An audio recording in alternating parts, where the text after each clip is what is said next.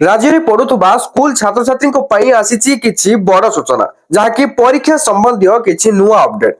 तेरे कौन से अपडेट चलतो आज वीडियो रे मु आपको फटाफट जणाई दूची।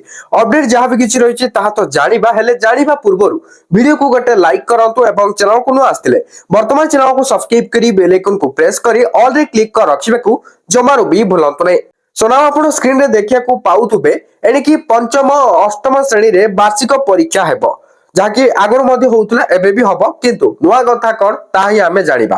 पास फेल व्यवस्था रहिबो देखिले पास फेल रो व्यवस्था रहिबो आउरी मध्य किछि रहिछि अपडेट भला भाबरे डिटेल्स रे जानिबा। प्रथम रु चतुर्थ श्रेणी और षष्ठ सप्तम श्रेणी पिलांकर समेटिव असेसमेंट हेबो।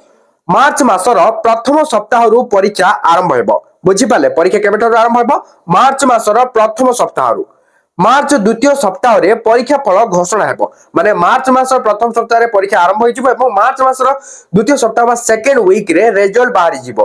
तबरे मार्च 16 रु एप्रिल 15 तारिख मध्य रे परीक्षा रे फेल होइतिबा किंबा कम मार्क रखितिबा पिलांकर प्रतिकार कार्यक्रम करा जिवो। याकू विषय भित्तिक शिक्षक करिवे माने जो सब्जेक्ट रो जो टीचर रहिले सेही सब्जेक्ट रो सेही सब्जेक्ट टीचर से कामटा करिवे। बुझि पाले ना। एप्रिल तृतीय सप्ताह रे सप्लीमेंटरी परीक्षा हेबो जो मैंने फेल होते हैं सप्लीमेंटरी परीक्षा देवे। चतुर्थ सप्ताह रे फल प्रकाश पाइबो माने जो मैंने सप्लीमेंटरी परीक्षा देथिबे सेमानकर रिजल्ट बाहरिबो मार्च मास चतुर्थ सप्ताह रे। बुझि पाले एने ओडिशा विद्यालय शिक्षा कार्यक्रम प्राधिकरण बा ओसेपा पक्षरु समस्त जिला शिक्षा अधिकारी को चिट्ठी होईछि।